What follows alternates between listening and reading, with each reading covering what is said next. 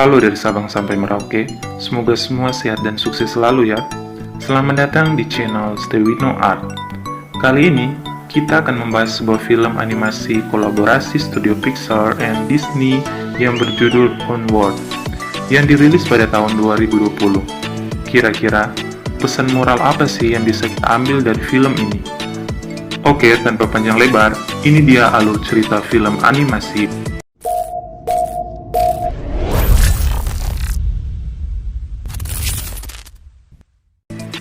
Diceritakan awalnya dahulu kala, sihir sangat dibutuhkan oleh semua makhluk hidup. Mulai dari membuat api untuk menghangatkan tubuh, juga membuat petir untuk mengalahkan naga. Namun, sihir sangat susah dikuasai atau dipelajari. Lalu, pada saat teknologi modern berkembang dan menggantikan peran sihir, sihir mulai dilupakan. Namun ada seorang anak bernama Ian yang pada saat itu diceritakan sedang berulang tahun yang ke-16, dan film pun dimulai. Ian tinggal dengan ibunya dan kakaknya yang bernama Barley yang sangat terobsesi dengan sihir, sedangkan ayah mereka sudah meninggal pada saat Ian masih di dalam perut ibunya. Pada saat Barley ingin membuang sampah, dia didatangi oleh polisi yang bernama Branko, pacar ibu mereka. Kemudian, polisi itu menunjukkan bukti video si Barley yang membuat masalah di kota mereka. Dan akhirnya, dia kena semprot oleh maknya. Scene berpindah pada saat Ian ingin membeli burger untuk sarapan. Dia bertemu dengan teman kuliah bapaknya dulu. Lalu, teman kuliahnya ayahnya itu menceritakan tentang ayahnya. Namun, pada saat Ian asik mendengarkan cerita, tiba-tiba anak dari teman bapaknya memanggil untuk pulang. Terus saat si Ian sarapan di depan sekolahnya, dia menulis di catatan kalau dia ingin menjadi seperti ayahnya kelak. Dan pada saat Ian masuk ke kelas dan ingin duduk di kursinya, ada si buto ijo yang usil. Lalu pada saat ujian mengemudi, Ian masih belum berani untuk masuk ke jalan yang padat kendaraan, dan Ian pun gagal di tes itu. Dan ketika dia bermaksud mengajak teman-temannya ke acara ulang tahunnya, terus, agar dia tidak lupa kata-kata yang nanti dia ucapkan ke temannya, Ian menulisnya di tangan. Lalu dengan malu-malu, dia mengajak mereka dan mereka pun mengiyakan dan bersedia datang ke acara ultahnya. Namun tiba-tiba, kakaknya Barley datang dengan mobil buntutnya dan berteriak-teriak dan membuat Ian malu kepada teman-temannya. Dan sialnya lagi, pada saat Ian menyeka mukanya, dia tidak sengaja mencoret mukanya dengan tinta yang dia tulis tadi di tangan.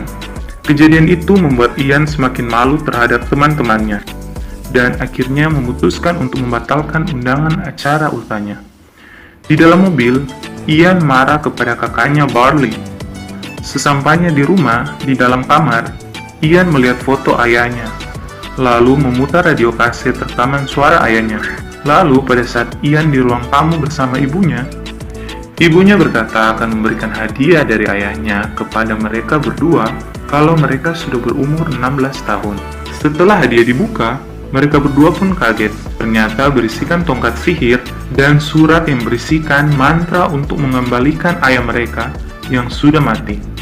Namun hanya bertahan selama sehari sampai matahari terbenam.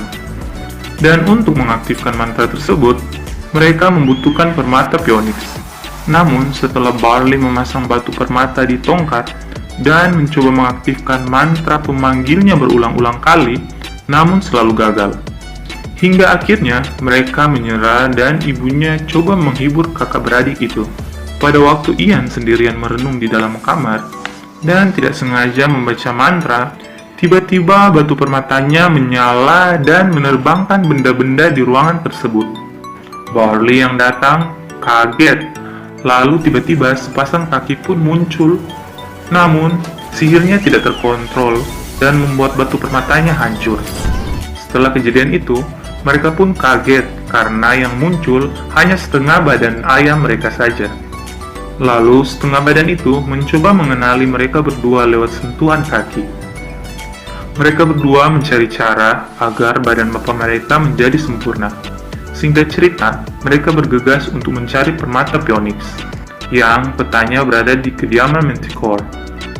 Saat di perjalanan, Ian menyamarkan ayahnya, Lalu Ian menulis kegiatan yang akan dilakukan dengan ayahnya saat tubuh ayahnya sempurna. Scene berpindah di rumahnya Ian. Ibunya yang masuk ke kamar tidak menemukan dua anaknya itu. Lalu ibunya mendapat petunjuk kemana mereka berdua pergi. Kembali kepada Ian yang sedang berlatih sihir di perjalanan. Lalu sampailah mereka di kediaman Manticore, yang nampak dari luar begitu seram. Namun pada saat mereka membuka pintu, mereka kaget karena tempat itu tidak jauh beda dengan KFC cuy. Pada saat si Barley menyuruh memanggil Manticore yang katanya perkasa, barbar, dan sangar itu, ternyata sekarang ia menjadi seorang pelayan di tempat itu guys.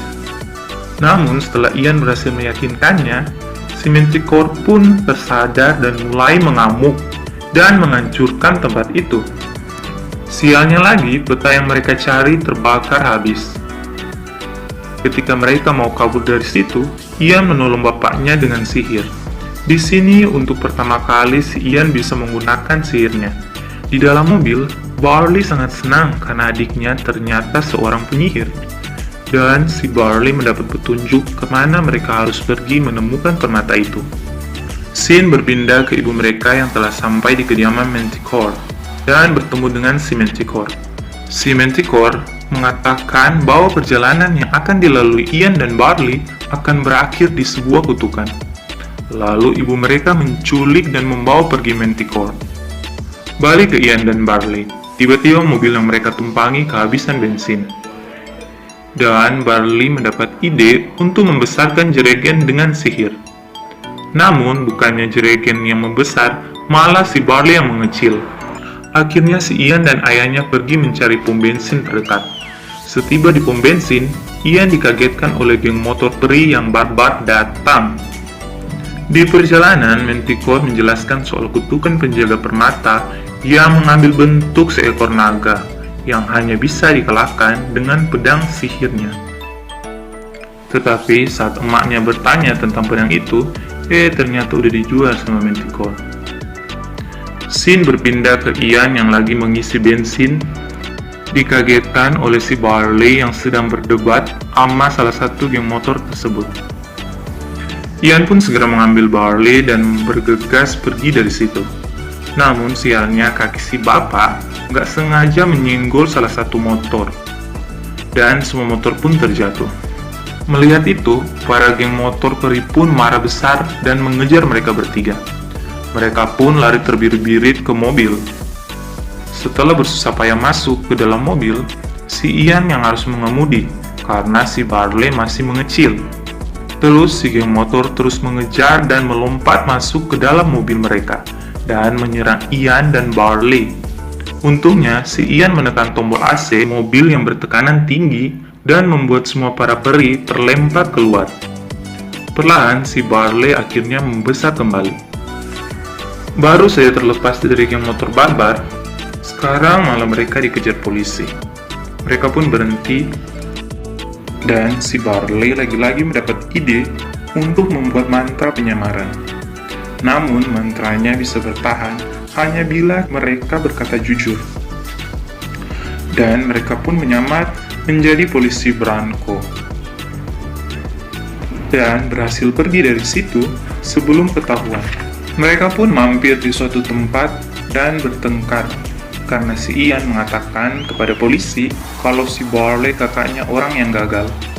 Di tengah perkelahian kakak beradik tersebut, si ayah berjoget dan mengajak mereka berdua dan mereka pun berdamai.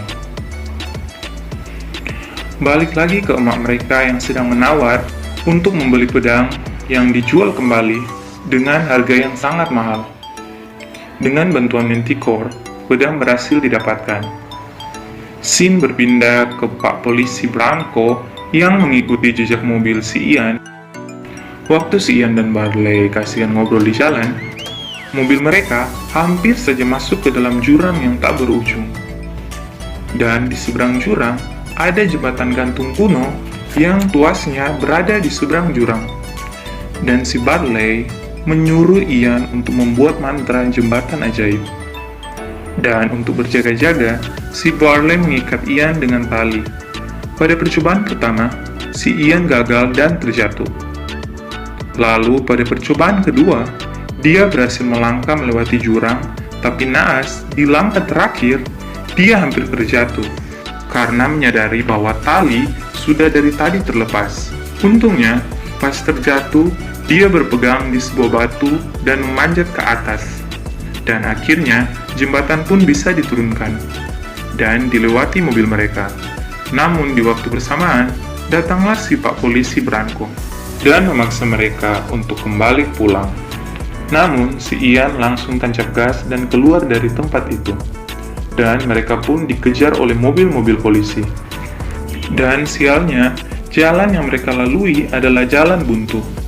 Si Barley kembali lagi menyuruh adiknya untuk menjatuhkan bongkahan batu menggunakan sihirnya, agar jalan tidak bisa dilalui mobil polisi. Namun, Ian gagal. Melihat itu, dengan berat hati, si Barley mengambil batu dan menaruh di pedal gas mobilnya. Mobil pun melaju dan menabrak bongkahan batu tersebut. Dan batu-batu pun berjatuhan dan menutupi jalan. Lalu mereka pun melanjutkan perjalanan kembali. Lalu tibalah mereka di patung petunjuk terakhir, dan si Ian mengambil batu petunjuk yang berada di badan patung gagak tersebut. Lalu mereka masuk ke dalam gua dan mengikuti sebuah sungai. Agar lebih cepat menyusuri sungai, si Ian menyulap Snake Barley menjadi kapal. Kembali lagi ke Emak dan si Manticore. Mobil yang mereka tumpangi mengalami kecelakaan, dan si Emak menyuruh Manticore untuk terbang. Di perjalanan, si Barley curhat kepada adiknya. Waktu ayah mereka meninggal, si Barley tidak sempat berpamitan.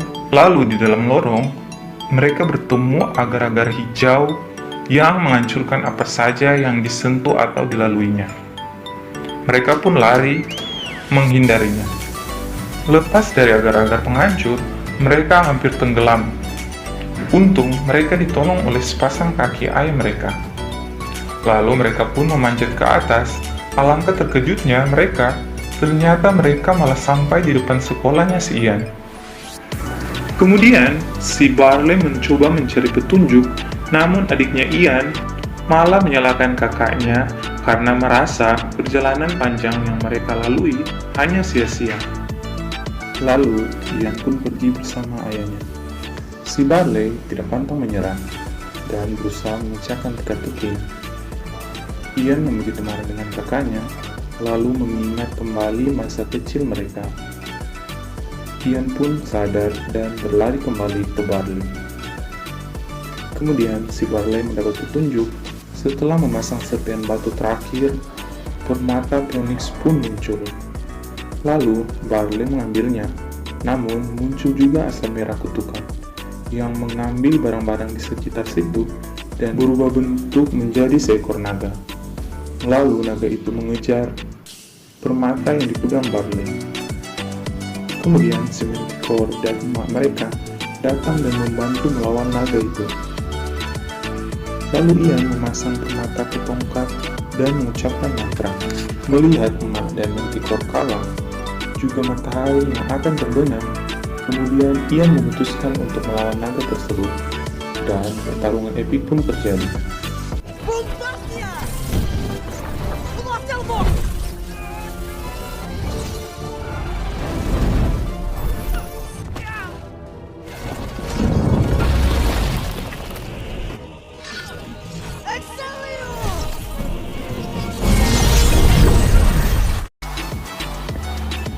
Setelah kutukan naga berhasil dihancurkan, namun sialnya, Ian terjebak dalam bongkahan batu badan naga yang hancur tersebut. Lalu, Ian mencari celah lubang untuk melihat ayahnya bersama Barley. Di sini, Mimin merasa sedih sama si Ian karena tidak bisa bertemu dengan ayahnya. Lalu matahari pun terbenam. Kemudian ayahnya pun menghilang setelah memeluk kakaknya. Lalu Barley datang membantu Ian keluar dari bongkahan batu-batu tersebut. Lalu Barley mengatakan ayahnya berpesan bahwa dia sangat bangga dengan Ian. Dan ayahnya menyuruh Barley memberikan sebuah pelukan mewakili ayahnya. Setelah kejadian itu, Sekarang Ian menjadi percaya diri dan mendapat banyak teman di sekolahnya. Di akhir film, Ian dan Marley terbang dengan mobil barunya dengan kekuatan sihir Ian.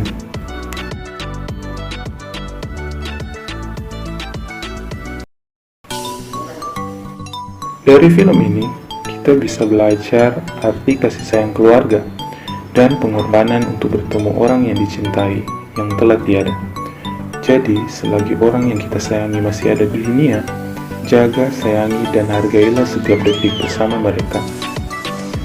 Terima kasih sudah menonton video ini hingga akhir. Sampai jumpa di video selanjutnya.